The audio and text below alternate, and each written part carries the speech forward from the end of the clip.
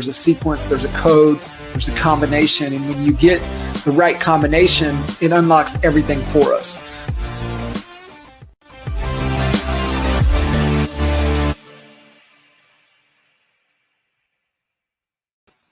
What is happening, man? How you doing, Beau?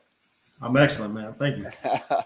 Bro, I can't thank you enough for making the time and jumping in, and been looking forward to this conversation. So I know it's going to be fantastic for everybody kind of listening in. I mean, your story's fascinating. I think let's just jump in right there. I would love for you to just kind of, go as far back as you want and just kind of, share your story and really who you are. All right. So I'm Beau Slay. I'm from Fort Pierce, Florida. I'm a general manager at Moonswiners Bar-B-Q.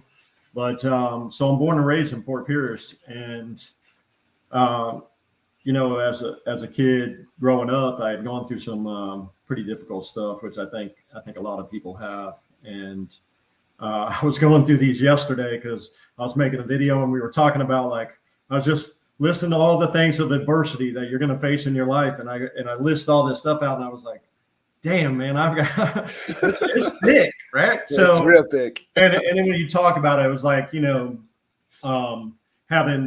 through, parents are going through their own personal drug issues, alcohol issues, things like that. Ultimately, me dropping out of high school at 15, my parents getting divorced at 16. I was on the street selling dope, doing all that for a long time, just super reckless. Yeah. And had just really lost sight of who I was as a person. And I didn't know how to reel myself back in. I didn't have the skill set to do that. And so I just steady kept going down a pretty not so great path. 18 years old, my grandfather died in my arms. And that was just, to me, I think everybody has this moment in their life where they lose somebody that is just like, they were like, you never thought you would lose this person, or they were untouchable, or nothing could happen. And it's that and hero to see closest somebody to us. that I admired more than anything, just lifeless in my arms, was just, and that was my best friend in the world. And the one person that I felt like really understood me or poured into me. And so when my grandfather passed, it was like the nail in the coffin for me, man. I really just shot down low. And then a couple years later, I got home invaded, had a shootout in my house where some guys had run in and had ski masks on and, held guns to my buddy's heads and my sister's head. And I had come out of the room and dude shot at me. I shot at him. Everybody ran, screaming, yelling, all kind of craziness. And to go from that, then a few months later, being raided by the cops, had my truck stolen, total, things like that. and this is what I was saying, like yesterday when I was going through this, like just trying to lay out my story or just going back thinking on it. It was just so crazy, man. And I remember that when I got raided by the cops, and I was sitting in the back of a DEA car in the front yard of my grandma's house is next door. She walks over, she sees me handcuffed in the back of the car. She really had no idea what we were doing in life. And that was just kind of like, it was such a disappointing moment for me. And I remember being in the back of that DEA car, just handcuffed with my head down and going, man, God, how did I get here?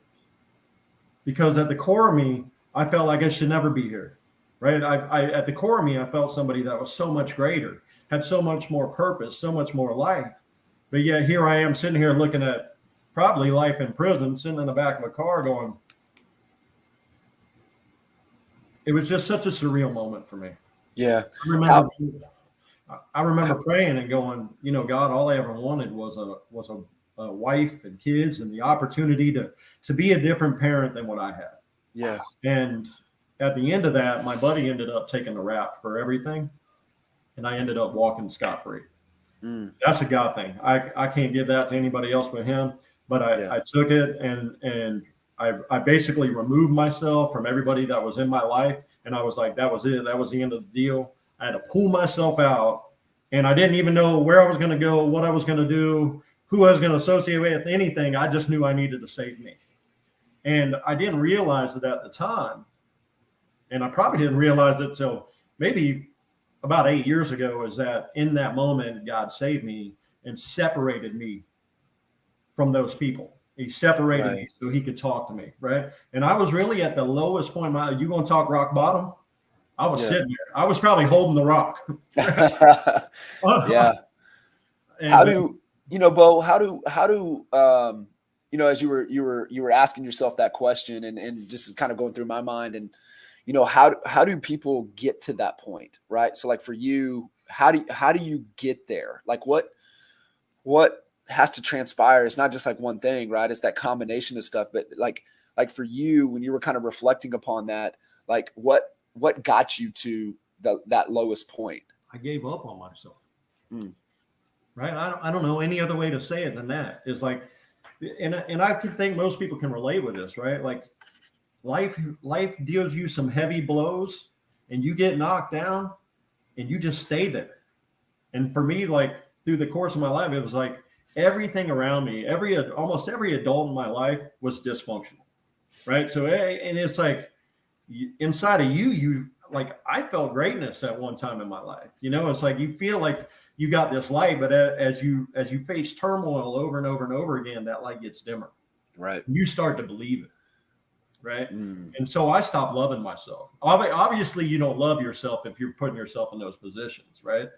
And I had just completely given up on myself. And I had no intention in my life. I had no goal set, no nothing. I just really didn't care. And I had told myself, shit, I'm not even going to make it to 21. So in my mind, I assumed I'm going to be like a lot of my friends, and I'm not going to live much longer anyway. And it's a horrible way to live.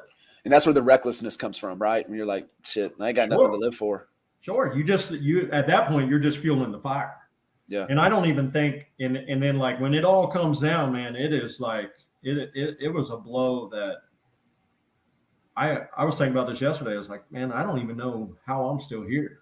Yeah. And I'm thankful for it. Don't get me wrong. I'm thankful for it now, but then it was super difficult.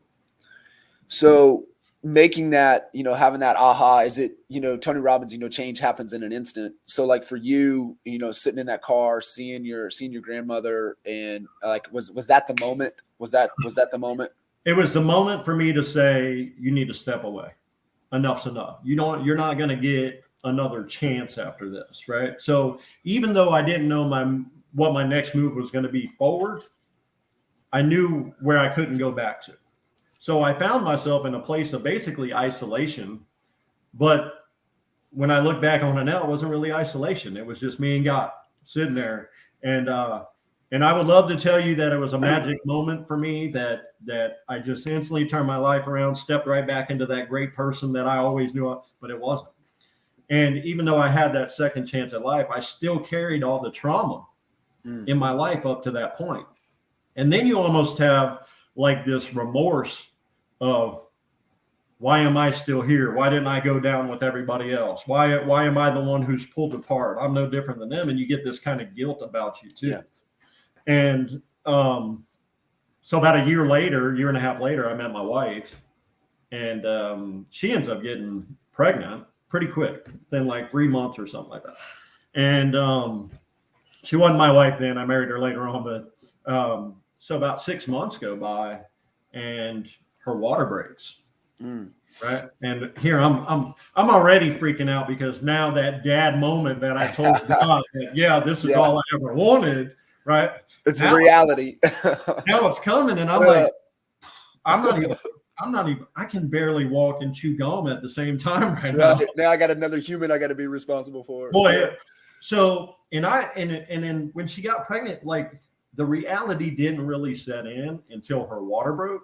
And then we got to the hospital, and they were like, hey, there's a chance. There's actually a huge chance your child's not going to make it. And I think we talked about this one time. I told you the night that went, I was out fishing all night till about midnight, and I was completely wasted drunk when I got home. Yeah. So I pass out, and like an hour or two later, she's waking me up going, like, the bed's soaking wet. She's like, I think my water broke. Now I'm drunk as shit. You just woke me up. I'm like, nah, you probably just peed the bed. That's what I told her. And I rolled back to bed. Well, through that time, she had called the hospital. And they were like, hey, you need to come right now. Dude, I couldn't even drive her to the hospital. My wife's water was broke. I'm so drunk from being out fishing, doing whatever. She drove me to the hospital with her water broke. Right. So, and then I get there. So I'm still kind of drunk and hungover. And that's when they pull us out to the side and they said, hey, your son probably not going to make it. That may have been the moment for me where it was like, because standing in my own self at that moment, I was so irresponsible for being here. I am drunk. My wife just drove me to the hospital. They're telling you my son might not live. They're loading her up in an ambulance to take her to St. Mary's Hospital, which is down south, another county. And I got to get a ride to take me back home. Right. So I couldn't even be with her in these darkest moments. And it was just like, dude, you got to grow up. Yeah. Right. Like it's time to be a man. You're about that. So I'm, as I get home and all that, I feel like, hey man, I'm never even going to see my kid. Like I didn't realize how much I could love something that I've never met. Right. Like, so there was a part of me that was so excited to be a dad, but there was a part of me that was deathly afraid to be like my dad. Right. So that was always a super fear for me because my dad and I weren't tight at all. And so she ended up spending a month and a half on bed rest at St. Mary's Hospital. My son was born at 34 weeks. He was 4 pounds, 13 ounces, spent 11 days in the incubator, and then we were able to bring him home. And so that was when you go back and you look at it all, and it's like, man, nothing came easy. Right. Nothing through all of this came easy. No, and having those moments that will shake you at your core. And I think a lot of us have had those moments, yet I think few reflect upon those moments. And, they tend to go. And, I've always been kind of fascinated and just would love your perspective on this is that, you were at, that light was real dim for you. And, sometimes it takes a kid, sometimes that doesn't even relight somebody's fire. Right. What are some of the things, people listening in that, if they feel that fire is almost out, like what are some of the things that they can do to kind of rekindle and get that fire glowing again? Well, I think first and foremost, everything is personal growth, right? And if you're not willing to understand what's holding you back, really, you don't want to deal with your faults, you don't want to deal with your issues, you don't want to better yourself and all that, you're going to stay exactly where you are, right? And for me, my biggest thing was at that moment in my life, the only thing that I could say is I need to go to work. I worked open to close every day, 6 days a week. I didn't know how to. At that point, all I knew was as a man, I need to go to work and provide for my family. I didn't have the skill set to be an awesome dad. I didn't have the skill set to be an awesome husband. Right. So it was like, I didn't know how to do a lot of things, but the one thing that I knew that I needed to do was go to work to provide, to pay. And I knew that I needed to work long enough so I wouldn't get myself in trouble anymore. Right. Mm-hmm. Those were the first two things that I had to identify for myself of, you got to take action in your life. What can you do? Yeah. So the downside of all that was the working all the time. I missed everything. Right. I had convinced myself so much that I was doing the right thing by working 70, 80 hours a week, doing all that, providing for my family. This is what I told myself. But I wasn't doing the best thing for my wife. I wasn't doing the best thing for my kids. I wasn't present. Yep. But as a man, as a provider, that's what we think we need to do. Well, I think the thing too is, and you nailed it for a lot of people, and it comes back to environment. And being able to get like you said, you separate yourself from those people. Like for me, I went to California for 3 years. It was that I needed that separation. And so, what you just said is one of I got a lot of favorite, little Nipsey quotes, right. But, on a mission, your worst enemy is idle time. And I think that for a lot of people, right, it's like, man, if I have that idle time, like, it's not going to be good. And, sure. And if you don't know how to separate yourself from that circumstance, separate yourself from that environment, then, it's going to lead you back into, the bad behavior. What you mentioned something too. And Ed Milet talks a lot about this, and you said this about, I just don't want to be like my dad. And, Ed talks a lot about, one, we got to have a strong purpose for our life. And he said, we have to acknowledge that we're trying to prove, make somebody proud. And in the same token, I also like trying to prove somebody wrong, sure, because trying to prove somebody wrong is an ignition, but trying to make somebody proud is sustainable. Right. And when you have a strong purpose and then you're really aware of that, man, it just, it's like, hey, we'll get your ass out of bed in the morning. It's like, well, I got a strong purpose and I'm trying to, make somebody proud, and I'm trying to, prove somebody wrong. I will always get out of bed every morning. And I just think a lot of people, they don't have that. Was that a driving force kind of for you as well when you hit that point with your son? So yeah, so very much so. Like him, really, for a long time, the person that I wanted to make proud the most was my grandfather. My grandfather was a four-time, he's in 4 Hall of Fames for coaching football. This guy's whole life was the impact, man. Like the people who still come up to me and talk about the impact he made on their lives, it's incredible. And to have that guy to look up to and go, man, now I'm not a football coach or anything, but I at this point in my life, I create major impact in the same area he did. We just do it differently. Yeah. So if there was anybody that I wanted to make proud, it was him. I don't want to prove my dad wrong about anything. That's not at the heart of me. I hope at the core of me, I hope before he passes, we resolve it. Yeah. Because I would hate to move on and not be able to have that, to just forgive it and be done. Yeah. But I can tell you, as I've grown, I realized that they were just people too. Mm-hmm. And as much as I held resentment to him for so long, to my parents, now that I'm older and I'm mature and I've stepped out of that, I don't want to hold grudges to them anymore, because without them, I wouldn't be alive. Without them, I wouldn't have my wife and my kids and all this and that. Without them, I wouldn't have gone down this path. But at the same time, I can't be close to them because of who they still are. Mm. But I don't ever want to downplay them or degrade them or talk shit about them or anything like that. And I hope that my dad is proud of me. I hope he's proud of me, but I don't, my chip is not to prove him wrong. My chip is to prove me wrong. Yeah. My chip is to prove the old me, that person I fell into, that we're not that person. That was a moment in our time. And now the person I want to make the proudest is myself. I love that. Yeah. I talked to my kids about it. I said, when I was in Oklahoma City, I said, you guys, all I ever want to do is make you proud. And my son's like, well, you're doing it. Right? I love it.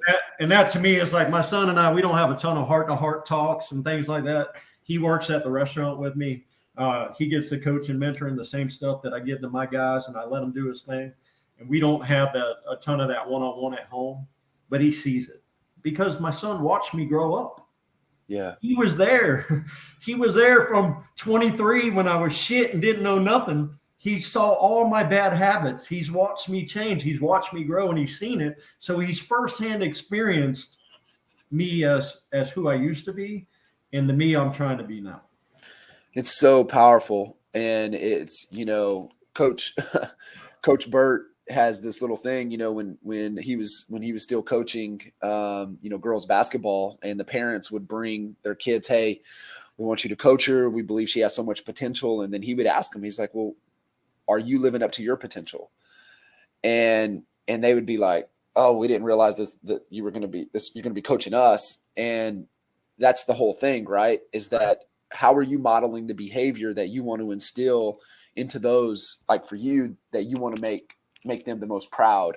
And when they see that, right, they see you go through the struggle, they see your growth, right? So just this it's such a powerful skill set or observation to be able to instill into them that, hey, you can get better.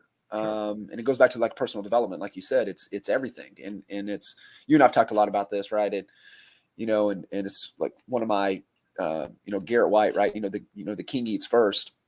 And it's all because that you have a responsibility as a leader for your family, for your team, for your community, that you have to show up as the best version of yourself each and every day. And it's a gradual daily progression that is so key. And it comes back to something that is really important to you, and it's standards. Right. More than anything. So like for me, for my people, or my mindset is I live a life of impact. I don't chase money. I don't chase a lot of things. I just know that I'm very blessed to still be here. I'm very thankful for all the opportunities that I've had in my life. And I want to impact everybody's life around me. So like, I just have one of those mentalities that if you come across me, I just want to leave your life better than who you were before you met me. Yeah. Right. And I don't know if you're temporary. I don't know if you're long-term or whatever that moment may be. But I just hope that something I've been through or something I've done, or I can somehow impact your life. I can somehow show you, like for me, I think the most powerful thing on earth is hope. And if somebody has the slightest, just the tiniest bit of hope left, which is what I feel like I had, even though all that shit happened, I still felt hope. I still felt like there was something way down at the core deep of me that if I could pull it out, I could get this thing back together. And that kept the fire lit. The fire's lit. You may not see the glow, right? But it's still burning, right? Because I would venture to think that most people, if you ask them, hey, are you where you want to be? They're going to say no, that they know there's more to them, right? They just don't know how to access it, right? Or do you really want to access it, right? Yeah. Right. Because some of us, and there's a great quote that says, some people will never become who they want to be because they're too attached to who they've always been. Mm. Right. Because we build this ego of a person up, and then now that becomes our identity. Yes. Right. And it's full of all our excuses and all our reasons why we couldn't, and all the woe is me crap and all this and that. But we built an ego around that person. And I've got another quote was, lose your ego and find yourself. So for me, that's what it was. I was just like, this whole person that's been built up over these last 15, 20 years, that's been conditioned by a lot of the bad choices I made, been conditioned by society, been conditioned about how other people thought I should live my life and do all this. This is what we carry on the day to day. I would think most people don't even operate within who they want to be. We operate inside of who society says we should be, right? And that for me was like, I'm not living. We talked about this the other night on the back porch. I said, I just remove myself from that, because the world wants you to operate on a certain level, think, feel, and all that, and play with your emotions. I just remove myself out of that. Yep. 100%. Just dialed in on the person that I want to be. 100%. I love that. And I like what you're talking about there. And I mean, it's that identity. And, I love taking a lot of people through, that perfect day exercise that Frank Kern talks about. But what it really pulls out is it pulls out your core identity, who you are at your core, not the identity that you're attached to. And it's like what you said, and it's our ego that won't allow that core identity to come out, because that's why that exercise is so freaking powerful. And it's that whole concept of outcome over ego.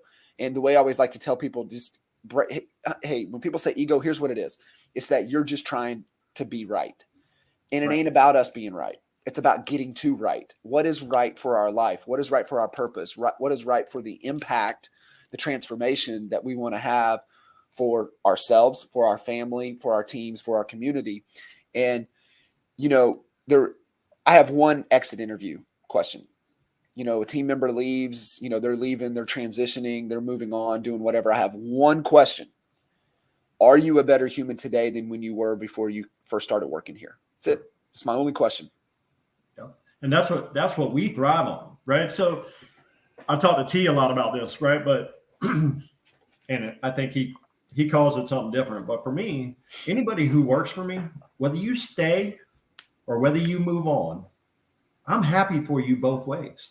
Yeah. Right. This is where most leadership fails. Most businesses fail. They have this scarcity mindset. Like if we got to hold on to this person. If we lose this person, we're going to fall apart. Man, it's my job as a leader to build you out, to help you become the person you want to become. And if your dream is to want to move on and do something different, then I'm going to do everything I can to help you achieve that goal for yourself. Right. Because I want to see, and because let's say Moonswiners as a whole, right? I've had some great employees that have moved on, that have leading other organizations right now. They're nurses and stuff, doing all these crazy things or awesome things. And I'm super proud of them, man. And they will always be a part of the Moonswiner family because when they were with us, they killed it. Yes. They were great employees for us, man. So for me, like, I'm ecstatic that you're at where you want to be in life, right? It's proud. I'm proud of it. Yeah. Proud. Right. I want to be the first person on your resume to have them call me because you've been so great here. I got nothing but praise for you. And even though you've moved on, you will always be a part of this family. You are the extended family. And as our business gets bigger and bigger and bigger, all these people played a part. They might not have stayed forever, but they came in and they played a part. And I am so happy to see them where they want to be in life. But what do you think, from a leadership perspective and Joel, a couple kitchen tables ago, we're just kind of sharing his experience with the guy where I first met Joel Perso, and kind of started working together with him. And, that gentleman, viewed people moving on more as of a divorce instead of a graduation. What from your perspective, from a leadership, that leaders miss the mark if they look at it as, man, this is a divorce instead of, hey, this is a graduation? Well, first off, you're being selfish, right? If you're a leader like that, you're completely selfish, right? Because it's not your life. I mean, it's your life. That person may affect your life, but they have their own life too. They have their own. This is what we miss about life, right? Everybody that works for me has their own goals, dreams, and aspirations. Yes. Right? And this might be a temporary setting for them. Mm-hmm. But the other side is if you lost that person and they moved on and you wanted to retain them, you got to check yourself and go, did I do everything possible to make them weigh the decision of staying here versus going? Right. And a lot of times that's not the case at all. A lot of times in leadership, we didn't do anything to make that person better. And then we assume they should give it all up for us. Right. I think the worst part about leadership is like when you get into training and stuff and you hire somebody and you tell them a few things and then you just let them go. And then you get pissed off when you're not getting the results you want. Yeah. Right. It's like you set them up for failure from the beginning because you didn't do your part as a leader. And I will never, ever. Now, divorce happens. Don't get me wrong. Divorce happens in the job because you do have employees that are subpar. Right. And they don't bring it to the business. But I wouldn't say divorce. It just, you weren't a right culture fit for our team. Right. But anybody that's a part of our team that wants to move forward, I am 1,000% behind you in wanting you to chase your dreams and aspirations. Because at the end of the day, Moonswiners is my dream. That's what I want to build out. And my son and my kids that work for me, I tell them, I said, just remember, Moonswiners is my dream. It can be your dream too if you want it to be. Right. But you have your own dreams and aspirations, things you want to do, and I will always support anything you get to choose that. You get to choose. Right. You get to choose. My job as a leader is to try to give you the best environment for you to be the most successful in, where you can make the most money possible, get as equipped as possible as you can, and take it back to your family. And then you can decide whether, hey, this is a great fit for me. I want to keep growing and build with inside of this. Or, hey, I've had some really great years here, and now I'm ready to level up and step into that other thing I wanted to go do. Yeah. Either way, I'm great with it because the way we built out our organization is I have a backup for everybody. And we build it that way with the mentality that it's okay if you want to move on. Right. Hopefully, and I'd love for you to kind of unpack the model and explain, what even the restaurant, what it is, because it's fascinating of what you've been able to do. Yet it's I'm setting you up to be not only to level up your life, but also, I mean, to level up your kind of your career, but also to level up your life. And I think that's like one of the other key things that I love about what you've done, that more leaders have to focus on. It ain't about getting the most out of them while they're there. It's making sure that you're giving them the framework and holding them to a standard, because I believe how you do anything is how you do everything. And how it is that carrying home, right? How is that carrying out into the community?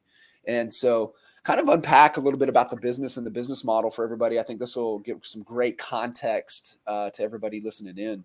Okay. So, what's helped me a lot in how I view my employees is because I worked open to close 6 days a week for a long time. Yeah. And I'd have Sundays off. Now, my mentality of working 70, 80 hours a week was to keep myself out of trouble. Right. That was my number one goal. That's my only goal. So for me, it was like, I can't expect that out of everybody. And that situation worked for me. But I realized how much I missed, and I realized how important balance is, right? Because we have to be able, most people live paycheck to paycheck to paycheck. If I'm living paycheck to paycheck, I'm in survival mode. Right. I can't even think about what's coming next in my life. If I get one bad bill, one thing goes wrong, I'm in the hole. Well, that keeps us in our lizard brain, which is fight, flight, or freeze. That's where it keeps us all the time when we're in survival. And that doesn't allow us to reach that next level, doesn't allow us to find that purpose. It doesn't allow to do those things. Sure. Because you can't even think about what's next because you're so focused on just trying to handle the now. Right? Yes. And it's overwhelming and it'll wear you out. So what we did mentality wise for us is we wanted to be above the standard across the board in everything that we did. So we wanted to have better hours set. We wanted to have better money for our people. We wanted to have better working conditions. We wanted to have better teamwork, culture, family. We just wanted to create an environment where you could be yourself, most importantly, and then operate under a standard that's super successful. Dude, right? Is that where you started, right? With the culture, with the values, what it stands for? Everything starts there. Everything starts there. If you're trying to build a business on anything other than that, you will fall flat on your face. Agreed. Right?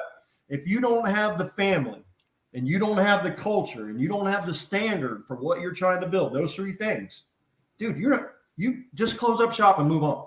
Right. Because you're going to project every failure you have and thing you're doing on all the employees around you. You're going to shit all over them. You're going to be miserable. Nothing's working for you. And then everybody's going to leave you and your business is going to fail.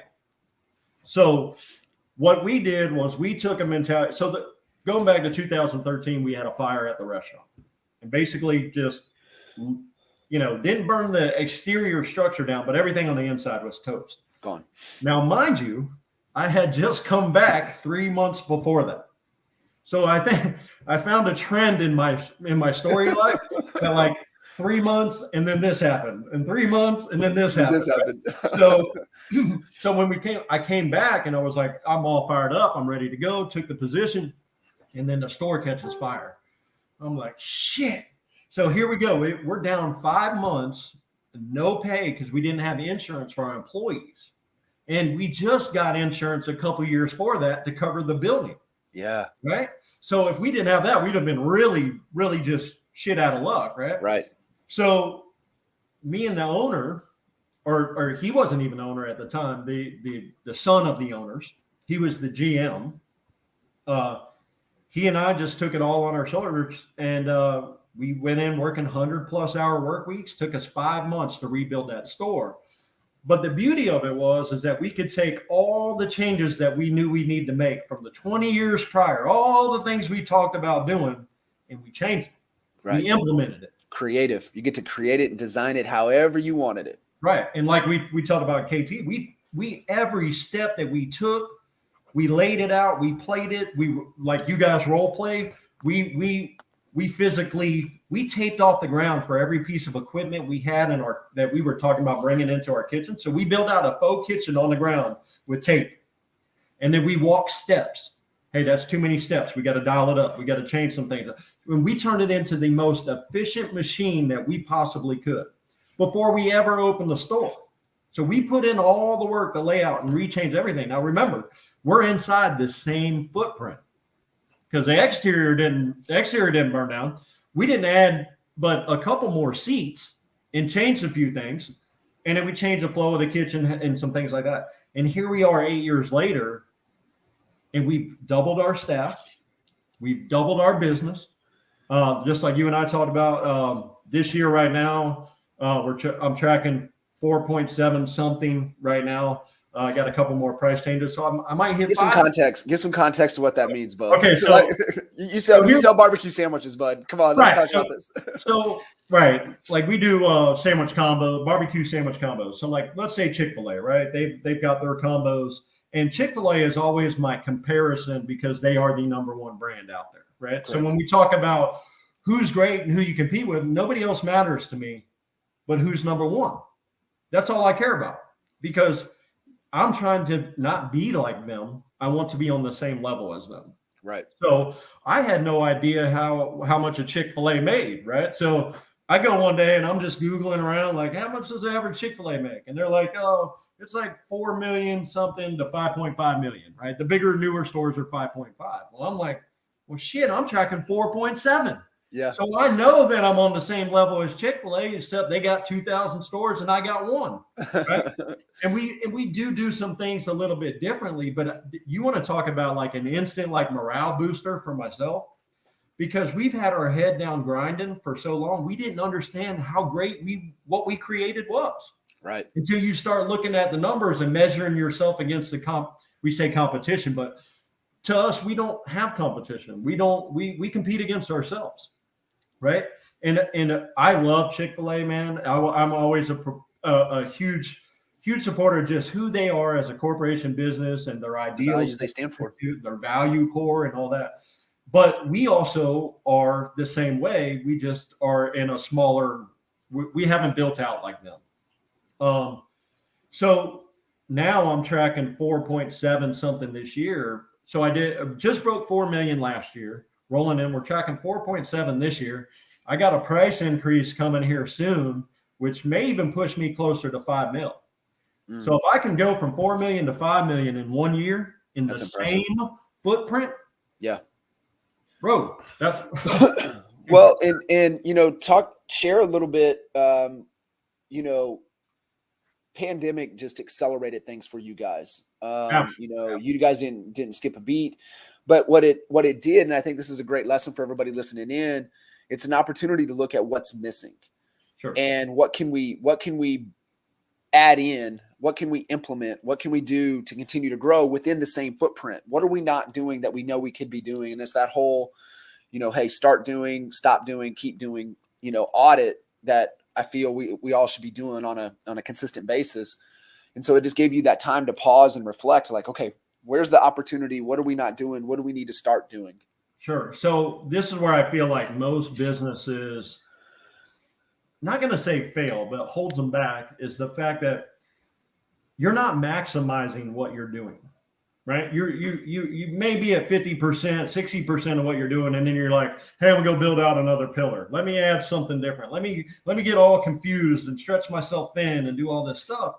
But what we did was we maximized every pillar within our business structure. And then when COVID hit, we had to make a choice as a family, as a business, of how we were going to move forward. Because before COVID hit, or really about the same time, because they voted for $15 an hour minimum wage in Florida.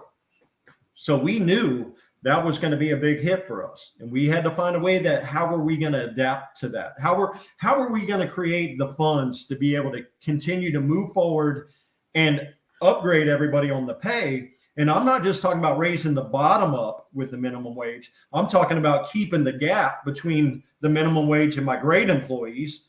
And so they leveled up too. So we made a deal that everybody gets the dollar raise. And typically now you bump to 15, but typically in that service industry, like what typically is kind of the wage?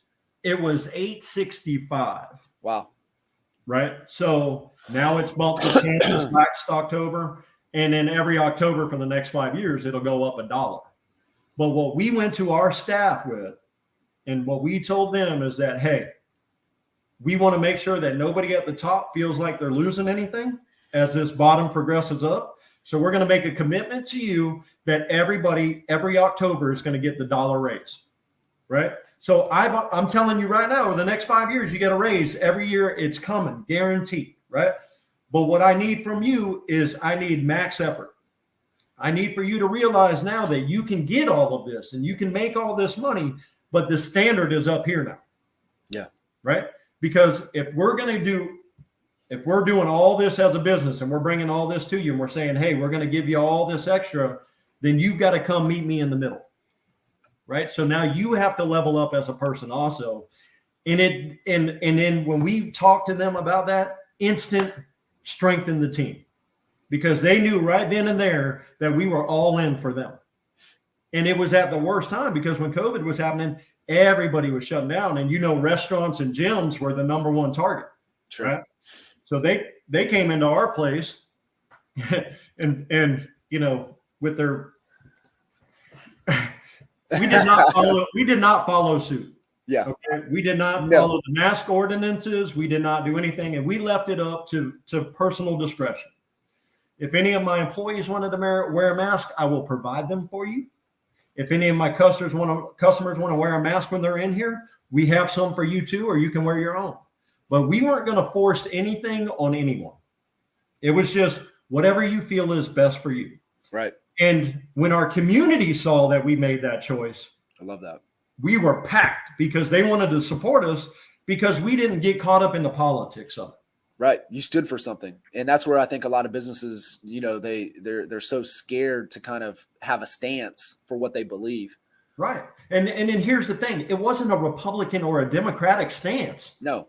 Right. It was your own personal, you do what's best for you mentality. Yes. Right. And then we eliminated the politics out of it. We did get shut down at the 15 days to slow the curve, right? Where we went half capacity and did some things like that. Well, when we got forced to do that because people couldn't eat inside, well, collectively as a group, we had to talk about, okay, well, how are we going to approach this? Yeah. Because you guys cannot afford to lose money, and we don't want you to lose money. So that's when we basically went outside and set up some tents in our parking lot for months. We'd set them up every day. We'd set them up. We'd tear them down every morning, every night. Set up tables under those tents. And what we did was we allowed all our customers to use the parking lot. So they could pull up, park. They could walk up to basically put our servers outside. They'd get an order from them. Servers bring it in, and they'd bring their food out. And then what was amazing about it was, dude, we had pop-up, these people were bringing pop-up TV trays, setting up in the parking lot, playing music, enjoying it, talking to people to the vehicles next to them. It was the craziest thing ever. But it was great to see how our team and our community pulled together. And going back to that, I saw a guy post on Facebook the other day where I posted a picture of our team at a cleanup day. And he reposted that and said, I want y'all to remember that this was the business that stayed open for us during COVID. They didn't shut down. They kept their people working. And he did a repost and shared that, talking about that. And that was the impact that we had on the people around us. Yeah. And then ultimately what that built out for us was we turned that into our curbside, which we never had before. So we built out curbside for our location, which we never had. And I don't know if we ever thought we would have. Ever would. And now my curbside is driving towards $1 million a year pillar. Isn't that crazy? Right. So, yeah. And this is where I think you have to, if you want to be successful in business, you have to be willing to adapt. Yep. Adapt, continue to innovate, right? Continue to innovate. How can we continue to increase and add value to our customer base? How can we continue to add value to our community? And then for you, from a leadership perspective, how can we continue to add value to my team, my people? And, I know your model And it was one of the lessons that I got from the digital marketer guys. And I always pay attention to people when they talk about kind of their business structure. And you check both boxes. And it was, you got to have a slightly higher percentage competitive wage than kind of the industry average. And then you got to have a great culture. And those are the two ingredients for anything that's sustainable. That's great. You got to make sure that you check those two boxes. And, you guys have been able to do that within the business. Well, and the other side, the beauty of that, like I said, is, so in October, we go to $10 minimum wage, or I'm sorry, $11 minimum wage in Florida. But our people know that for the next 5 years, if they stay in the same position they're in, doing the same thing they're doing, you're going to get a raise for the next 5 years straight. Right. So, and then as we grow this business out, there will be a ton of other opportunity you can step into also for even more growth, right? Because I told you, like, we did the curbside, we implemented that, but then we went and did online ordering after that. So we built out this whole online ordering thing also, which is starting to turn into like our online ordering takeout is huge, pillar of its own. Then our curbside's over here. It's a huge pillar of its own. Plus, we got a drive-through on our building that does $1 million a year plus, where we're doing full dinners out of our drive-through. You can literally order a steak in our drive-through and come around to the window and pick it up. That's right? crazy. And if it's not fast enough, we'll just pull you up. We got spots for that, and then we'll get you out to the. But I don't know anybody in the country that's doing what we're doing. Right. At the level that we're doing it. And yes, you can say, this is where I say, like, Chick-fil-A does chicken sandwiches and chicken nuggets. We're way more in depth than that, right? Because we have full dinner menu. We've got full lunch menu. We've got ribs and half chickens. I mean, we're full on barbecue, but it's quick service and it's good. Yeah. Right. And all our sauces are proprietary to us. They're our own, right? Our almost everything that we serve is proprietary to us. It's not like we ordered it from somebody and just fried it and here it is or whatever it is. But so we have all these different pillars that are working for us, and all we're trying to do is just max them out before we make our next move, right? So if you were ever to come down, which I hope at some point I will. I can't wait. You'll be able to see that, like, we've really maxed out our building. So right now we've got what we like to call a commissary, which is in the process of going through planning, and we're building. It's an existing attachment we're going to add to our building. So we can cook more bulk stuff. It's like it's a production kitchen more than anything is what it is. Right. And that's just an additive to the kitchen we already have. Plus now I'm going to build out our catering pillar for our business with that building right there. So here we are on the same location, just building out one pillar after another. You nailed it right there, Beau. And this is just maybe kind of reflect back, especially, I've on the coaching side of things, working with real estate agents over the last decade in the coaching space. One of the things that we did really, really well is that we had our core pillars of our business, and we went deep. Went deep, and we maximized and we squeezed all of the juice out of it. And that's what I see, especially with a lot of real estate agents, is that they have a bunch and they stay surface. They don't go deep. And for us, we based everything around guaranteed sell. And so everything we did on the listing side of our business was all about guaranteed sell. And it was, billboard, all of our marketing efforts, everything we did all tied back in. We were at the forefront of buyer lead generation. So we went deep on buyer lead generation. How can we optimize it, right? You talk about efficiencies, and then our past clients, our raving fan program. And so that's I love the similarities, right? Because you talk about, the pillars that you guys have. And I know you made a comment is that you want every one of your pillars to hit $1 million in revenue. You got 5 pillars, 5 million in revenue for the store. And that's why I wanted you to share the comparisons. So everybody listening in is that Chick-fil-A does 4.5 to 5.5 million. I mean, you guys are doing barbecue at 5 million. Right. And then this is fascinating, right? The number 2 competitor on average, store average, is Whataburger. Is Whataburger at like 2.7 million a year. So us and Chick-fil-A are $2 million more a year. But the other side of that is what the push and the drive of that is telling your people, hey, getting them to buy into the vision, and then understanding that if we can make this happen, it really benefits your life. Right. So I had told you in KT that one of the biggest shifts for us culturally before the COVID hit was in 2018 when Trump passed the Farm Bill. He made it legal for the front of the house and the back of the house to share tips together, which you could never do before. I know there was businesses doing it, but legality wise, you weren't able to do it. So as long as your people in the front of the house were making the state minimum wage, right, then you could pull tips from them and share it to the back of the house. So what we did was we upped everybody in the front of the house. And I think, it was like we bumped them all to 10 is what we did, right? And server pay at that time with the tip credit was like, or I'm sorry, this was back when it was $5 something an hour. And then they give you like a $3 tip credit. Well, we bumped everybody up to what the state minimum wage was. I think it was $8.56 or something, or $8.65 at the time in the front of the house. So we were paying everybody in the front of the house $3 something more an hour. But what we did was we drove some tips from them to the back of the house. Now, that tip drive to the back, these servers up front, until they tipped out more than $30, they technically got a raise.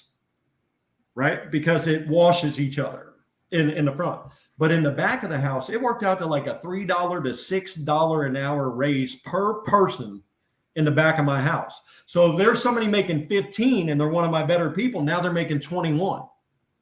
Right? So how much that's like a 30% increase to your income. Right. Absolutely. Right? Which on a yearly, you're looking at, did I get 3% over year is kind of the growth of raises. Hey, here's a 30% straight to you right now, comes on your paycheck, right? So now you can also show that you're making that money. So if you need to get a vehicle, you need to get a better place to live and all this stuff, we're helping you level up in every area of your life so you can go out there and not live in survival mode and paycheck 100%. To paycheck.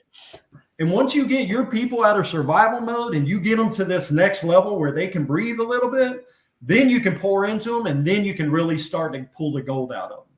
Right? I love that, man. That's and I think that's where a lot of leaders, a lot of, if you're in a leadership management, type of role, that's kind of what you miss, right? You're just pushing so hard on, hey, we got to get results. We got to get results. However, we're dealing with human beings, and how do you get the best out of human beings? Is you help them get out of survival to where you can help them find their purpose and really help them become, the best versions of themselves, because then that just pours in and it helps your business. And that's why I always say about culture. Culture is just a collection of your people. So if your culture is not where you want it to be, it's just because your people aren't where they need to be. Sure. Yeah. And we just took it on and once again, this goes back to how I was as an employee when I was there, all the things I gave up, the resentment I had towards the business and my family for having to have to work all this and do all this crap. I was angry, man. Yeah. I was angry.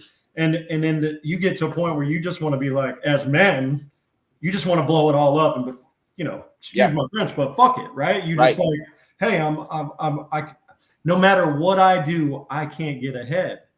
And when you adopt that mentality, brother, that's when you go to the recklessness and you just start making it even more worse, right? Right. So the biggest deal for them was to get them to be able to breathe, right? And some of these guys have been able to let their wife stay home now and they be the breadwinner. Well, what does that do for the household? Yeah. Right? Strengthens the household. Now these kids have a parent with them all the time, somebody that can pour into them. And the dad's not having to work 70, 80 hours a week like I was. He's got balance. So here's what's badass that I think is badass, cool for us. But like in our kitchen, in our back of the house, what we did was we have these guys on a rotation on their schedule. So if you're off Monday this week, you're off Tuesday the next week, Wednesday, Thursday, Friday, Saturday. So they know how their days off rotate. So they will always be able to know when they're going to be off, right? They can go through the course, as long as you can figure out what your day off is through the course of the year. But the beauty of it is that every time they get to Saturday, then it rolls into their next day off is Monday. So every 6 weeks, they get a 3-day weekend. Yeah. Right. Dude, what? Yeah. Especially in the service industry, right? I mean, that's unheard of. Right. And so the other thing, I have very few people that work in the back of the house that are flex people, where they'll do a day shift or a night shift here or there. Primarily, if you take this shift, you're locked into it, because I want people to be set in their roles, right? So then you can have balance in your life and you can build around it appropriately. But the service industry forever was always what? You work day here, your night here, you're doubling this day. Oh, we've got too many people today and we're slow. You're cut. No, I guarantee your hours. And 40 hours. That's the worst thing in the service industry. And it's just like, shit, I don't know when my days off are going to be. I don't know. The schedule comes out on Saturday, or the schedule comes out on Monday. Yeah, the day before your week starts, right? Yeah, yeah. And then you don't know if you're going to make enough money that week to pay your bills, because you don't know if you'll get a full 40 hours. Right. Right. So what we decided was we were going to bring as much balance and consistency that we could to every individual that worked for us, right? To have balance in their life, right? Yep. And then now these guys are like, because if you're in the restaurant business forever, like, and I found myself doing it, it's like I get home and I go, okay, well, what do I do now?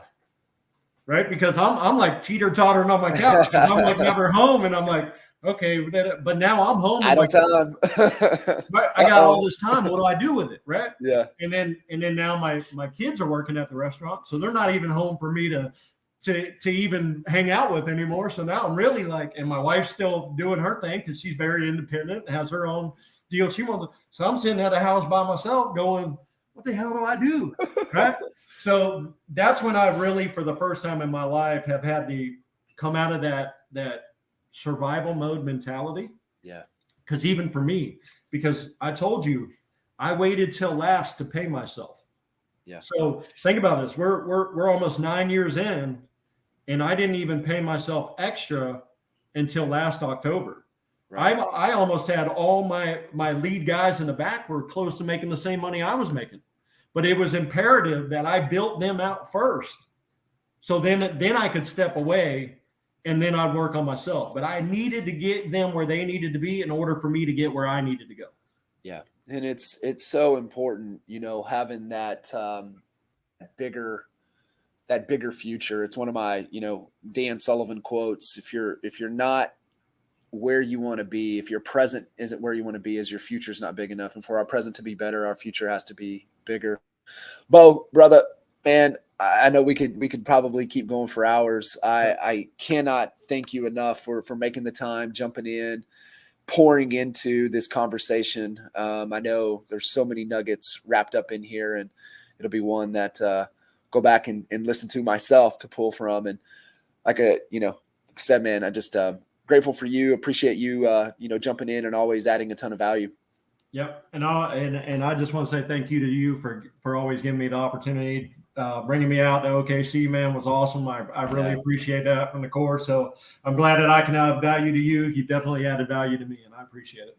Yeah, appreciate you. You guys get connected. Follow Beau, the real Beau Slay, everywhere on social media.